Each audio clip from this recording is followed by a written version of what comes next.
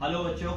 Hello बच्चों, क्या हाल चाल है। जैसा कि आप लोग जानते हो कि हमारा 11th एंट्रेंस होने जा रहा है और 11th एंट्रेंस अलीगढ़ मुस्लिम यूनिवर्सिटी का बहुत ही इंपॉर्टेंट एंट्रेंस है क्योंकि इसमें आप लोगों को एक गेटवे मिलता है जिससे आप अपने फ्यूचर को प्लान करते हो उसी के अकॉर्डिंग। ठीक है, तो इस एंट्रेंस में हमें किस किस बातों का ध्यान रखना है क्योंकि बच्चों पढ़ाई हो चुकी है, पढ़ हम लोग चुके हैं, बट उसके बावजूद कुछ इंपॉर्टेंट फैक्टर्स है जिसका हमें खास तौर पर ध्यान रखना होता है एंट्रेंस के दौरान। ठीक है, या ड्यूरिंग जब हम पेपर कर रहे होते हैं उस टाइम हमें जो ध्यान रखना होता है उस बातों को कुछ हम लोग डिस्कस करेंगे आज इस वीडियो में। और ताकि जितने भी बच्चे हमारे खाली विंग्स एकेडमी के नहीं, जैसा कि मैं बार बार बहुत सी वीडियोस में बोल चुका हूं कि ये चैनल सर विंग्स एकेडमी का चैनल नाम है, हाँ, बट ये स्टूडेंट कम्युनिटी के लिए एक जनरल। तो सर सबसे पहला मैं चाहूंगा कि बच्चों को ये पता चल जाए व्हाट टाइप ऑफ डाइट उनको, मतलब डाइट क्या ले वो बेसिकली, कि डाइट अगर ऐसा होता है ना कि कभी कभी सर हैवी डाइट ले लेते हैं तो उससे घबराहट भी होती है और बहुत दिमाग भी काम नहीं करता।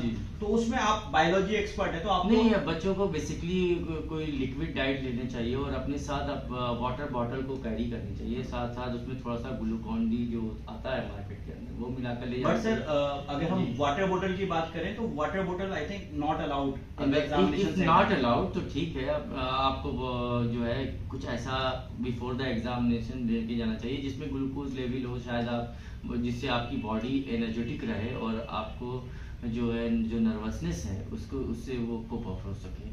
ठीक है, वो सारी चीज़ें होनी चाहिए। और दूसरी चीज़ ये है सारिक सर कि जो बच्चों का 11th इंटर में देखा जाता है छोटे ही होते हैं, ज़्यादा बड़े नहीं होते, और इसमें जो हॉल टिकट्स हैं उस हॉल टिकट्स पे जो फोटोज़ लगा होता है वही फोटोज़ आपको कैरी करके ले जाना है। कम से कम 2 फोटोज़ होने चाहिए।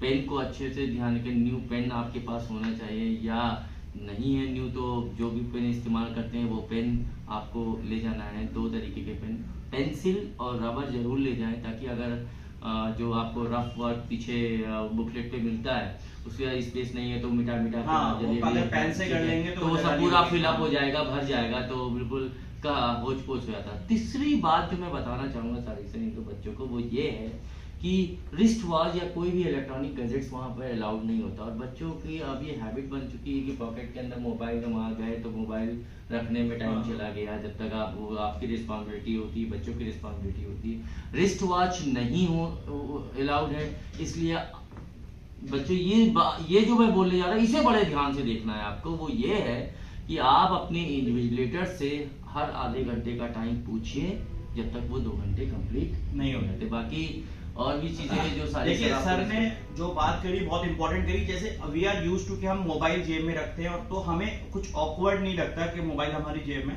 तो इस बात का खास तौर पे ध्यान रखना है कि आपका मोबाइल आप घर पे छोड़ के जाएं या अपने पेरेंट्स जो गार्जियंस आपके साथ गए हुए हैं और एग्जामिनेशन सेंटर में आप उनको दे दें। ठीक है ना जी। दूसरी इंपॉर्टेंट बात यह है बेटा, किसी भी तरीके का इलेक्ट्रॉनिक गैजेट्स आपको कैलकुलेटर वगैरह अलाउड नहीं है। बाकी के आप लोगों का जो एडमिट कार्ड होगा उसमें यूनिवर्सिटी ने एकदम क्लियर कट पॉइंट्स मेंशन करे हुए, उन पॉइंट्स को आप लोग, नो डाउट आप छोटे बच्चे हो बट इतने अवेयर हो कि आप उन पॉइंट्स को अच्छे से रीड कर लो सो दैट वो चीजें जो चीज यूनिवर्सिटी ने कही है वो आप समझ पाओ कि वो क्यों कही गई है। ठीक है, दूसरी इंपॉर्टेंट बात ये कि एडमिट कार्ड की मल्टीपल जेरोक्स निकलवा लीजिए और जो फोटो आपने पेस्ट किया है वो फोटो भी आपको काफी सारे 5, 6, 7 फोटोज होने चाहिए। एक फोटो तो आप अपने एडमिट कार्ड पे पेस्ट करके ले जाओगे बट वहां पर भी एक्स्ट्रा फोटो आपके पास होने चाहिए, इफ नीडेड आप दे सको। ठीक है, उसके बाद अगर हम लोग बात करें, सर ने बहुत अच्छी बात करी कि आपको हाइड्रेटेड रहना है क्योंकि जैसा ये मौसम है ना उसमें हाइड्रेटेड रहना बहुत जरूरी है।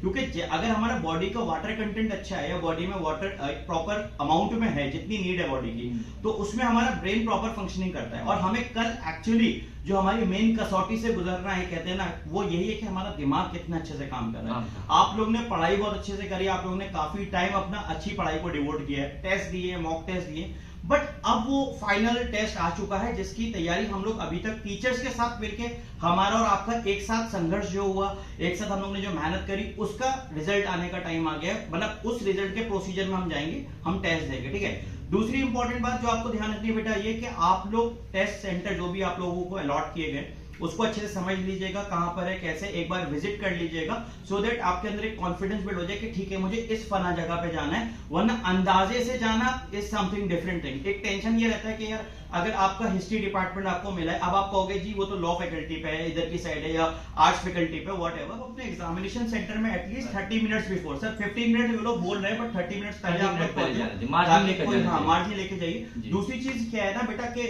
एग्जामिनेशन सेंटर में एंटर होने से पहले एक लाइन लगती है सर, तो वहां पर भी बच्चे को कहीं ना कहीं, जो बच्चे बहुत ज्यादा मासूम कैटेगरी के होते हैं वो थोड़ा नर्वस हो जाते हैं, तो बेटा वहां पर भी आपको नर्वस नहीं होना, वहां पे सब बच्चों के साथ वही ट्रीटमेंट किया जा रहा है, कोई आपको पनिश नहीं किया जा रहा है, उसे फेस करना है, बिल्कुल उसको फेस करना है, ठीक है। और उसके बाद आप लोगों को जब पेपर आ जाएगा तो सबसे पहले आपको चेक कर लेना है कि जो आपका पेपर है उसमें सारे क्वेश्चंस अवेलेबल है कि नहीं, बुकलेट आपकी पूरी है कि नहीं है। दूसरी इंपॉर्टेंट बात, आप लोगों को जब ओएमआर शीट मिलेगी आप लोग एक बार ओएमआर शीट को एनालाइज कर लीजिएगा कि वो सही है, मिसप्रिंट तो नहीं है, सब कुछ ऐसे अच्छे से चेक कर लीजिएगा, ठीक है। फिर उसके बाद आप लोग अपनी डिटेल्स को सबसे अच्छे से भरिएगा।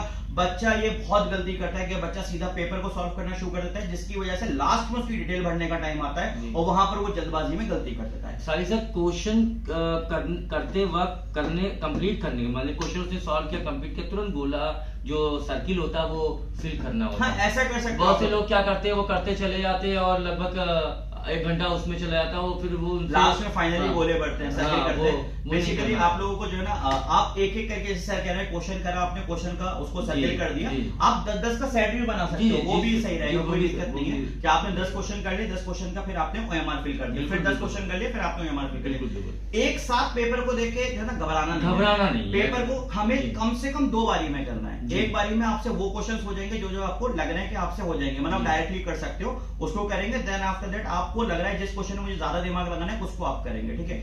और एक और इंपॉर्टेंट बात बच्चों मैं आपको बताता चलूं, वो ये है कि जब आप लोगों के पास पेपर आएगा तो सबसे पहले आपको टारगेट करना है थ्योरी वाला क्वेश्चन। जब आप थ्योरी वाला क्वेश्चन टारगेट करते हो ना सर, उसमें क्या होता है, कैलकुलेशन होता नहीं है, तो टाइम बचता है। सीधा आपको या तो क्वेश्चन का आंसर आता होगा या नहीं आता होगा, तो आप सीधा जैसे आपका जीके वाला क्वेश्चन है, इंग्लिश वाला क्वेश्चन है, बायोलॉजी वाला क्वेश्चन, केमिस्ट्री भी बहुत हद तक आपके तो आप सबसे पहले इसी तरीके से चलोगे, मतलब GK, English, biology, chemistry, then after that आप फिजिक्स करोगे और फिर लास्ट में मैथमेटिक्स करोगे।